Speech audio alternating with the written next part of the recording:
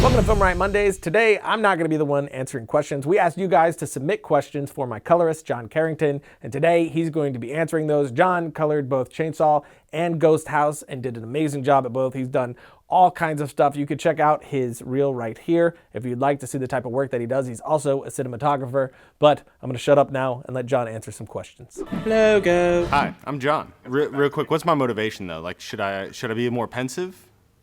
It's like you don't have pants on. Okay. Hi, I'm John.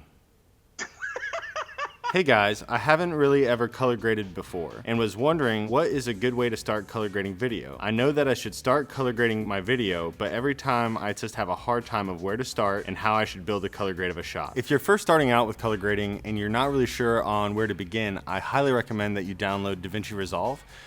It's free. You can use it on all platforms, Mac and PC, and it doesn't take a very fast computer to get some basic things going. And just to import your footage. If you're shooting on something like a C100, Resolve comes with built-in LUTs and conversions that you can just put on your footage to see what like a C-Log to Rec 709 conversion would be.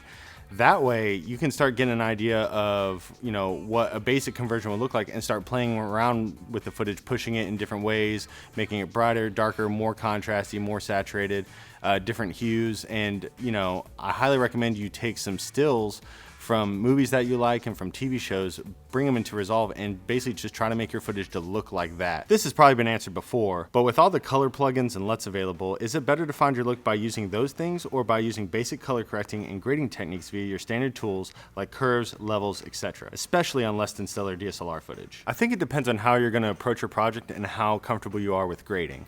If you feel really comfortable with Resolve or your grading program and know how to get different looks quickly, then I don't really think that you would need to use LUTs. But LUTs are really great for a couple reasons. One, you can get a variety of looks very quickly using different packs and things like that. And sometimes that's just a really great base to start with. Two, it gives you options that you may not have considered with your footage. You might have been thinking you want a blue look, but then you put on a LUT with a nice, you know, golden look and you actually prefer that. And three, if you're really comfortable with grading, maybe throw a LUT on that you like, take it off and kind of rebuild it from scratch. That way you know exactly what's going on with it and you can make your adjustments based on that. Really, at the end of the day, using LUTs or doing basic corrections, it doesn't matter as long as the end goal is getting footage that you're really excited about. What is your workflow in color grading raw video, especially if it is already edited? Do you ask for the raw material, maybe an XML to maintain all the cuts, or do you use the already transcoded lossless video? Thanks. My workflow changes from project to project, but when I'm in a raw workflow, I like to work off the raw files. And the best way to do that is getting the raw material from the client. Then I export an XML from Premiere, I bring it into Resolve, and it links back to the clips. The important thing with that workflow is if they're making proxies, the proxy file names have to match your raw file names. Otherwise, you could get in a lot of headaches there. But for my non-raw workflows, I think it's important to note Davinci has this really great feature called Scene Cut Detect. And what I'll do is I'll have a client give me a flat file that's in log, and I'll have Davinci actually chop it up for me, and I'll go in and make any small adjustments that I need to. It saved me so much time and hassle with getting hard drives back and forth from the client. A lot of times, I'm not even getting hard drives anymore. I bought some LUTs that Ryan recommended before, and he showed us how amazing he was able to improve the image and the look using them. So I got them, and somehow when I use them, I only get a couple that work well. Why is that? I think one thing to remember is LUTs aren't a magic button. They don't just automatically make all footage look good. And so I think there's two things to kind of keep in mind to maybe help your results. One is think about the footage that you're capturing and try to find a LUT that complements it. The other thing is you might need to correct before the LUT. Put a node before the LUT and maybe bounce out your image a little bit more. If you shot a really warm image and then you use a really warm LUT, it's obviously gonna be really, really warm and probably oversaturated and really muddy. So if you put a pre-LUT adjustment in there, you can bring that to a cooler place initially, and maybe that LUT will start doing some things that you're really happy with. What do you think is the best way to bring depth out of a flat image? I shoot flat with my GH4, but after I color grade it, it seems to lack that cinematic depth. Should I shoot differently or color grade differently? If you feel like you're lacking depth in your image, try a couple things like increasing your contrast, bringing your shadows down a bit more, your highlights up a bit more. Obviously you don't want to go too crazy, but if you find that right medium, you'll start seeing that image become a little more dimensional. Color contrast is a big one. If you want something to stick out, look at those complementary colors. The whole teal orange look works for a reason, because those two colors tend to really separate out well and really let things pop off the screen. I think the best way to maximize the dynamic range on a camera like a T5i would be to shoot in CineStyle, which is a picture profile that you can download online, or look at Stu Mashwitz's ProLost picture profile tutorial that he did a couple years ago. I think those are some really good primers to get as much dynamic range out of the footage as possible. And I still think it's valuable to go to Resolve with those types of budget cameras and codecs. I think Resolve can handle those things really well, and you can still get a lot out of your footage from color grading in such a powerful program. Do you have to color grade all the footage? Is there ever footage not worth color grading? I think there's real value to color grading all your footage. I think it helps with keeping things consistent. I would say most of the work I do on projects is matching shots. It's not coming up with looks, it's not playing with qualifiers, it's really making one shot one part of the day and one shot later in the day look like they're the same. It's the hardest thing to do. So when it comes to color grading all the footage, I highly recommend it because it will give you more consistent results. That being said, I think there are times when a project doesn't need to be color graded. If you're doing client work and you really feel like it's not in the budget to have that done, you're going to spend a lot of time on it and it's not going to make the project that much better, then I would just try to shoot it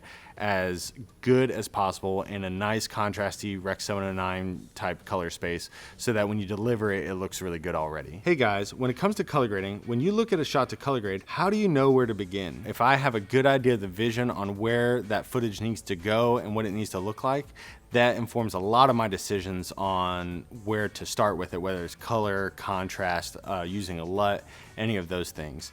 But typically how I begin is I'll find a key shot, like a hero shot or something like that, kind of the shot that speaks to a whole scene, and I'll start there. I'll grade that shot and make that shot look good, and then I'll take that grade once I'm happy with it and paste it across the rest of the scene or rest of the piece, and then I'll match to that. So I have this one frame in mind that I'm really happy with, and I'm just trying to make everything else around it look just as good. Hey John, how do you determine what color grade to use in different genres? I think one of the main things with a question like this is in order to know how to color grade in a genre, you have to know the genre really well. So that's research. That is watching a lot of movies, watching a lot of sci-fi movies or horror movies or action movies or comedies, whatever genre it is that you're interested in, and really like look at the color and the texture and what's going on in the frame and then figure out how to get there. And I think one thing that's really exciting is once you know those rules and you use those rules to your benefit, you can start breaking those rules and start doing some things that are really, really interesting. Hey John, what are some essential tools and techniques that every colorist should have? I think a couple things that are really beneficial for every colorist to have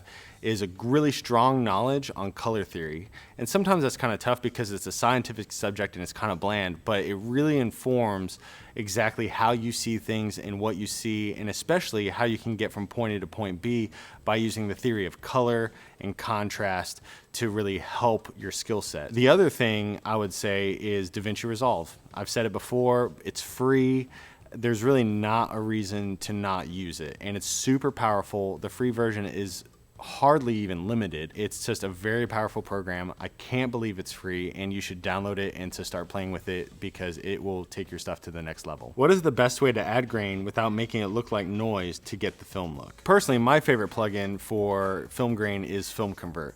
I find that it's really easy to use. You get a lot of different stock sizes and it just looks really good out of the gate. But one thing that you might want to try to do to get your grain to just integrate a little bit better is, one, you can play with different transfer modes. I've always been a big fan of soft light. And then the other thing is I'll sometimes put a curve adjustment on my grain layer so that I'm actually changing a little bit of the contrast of the grain to help it sit into the footage better.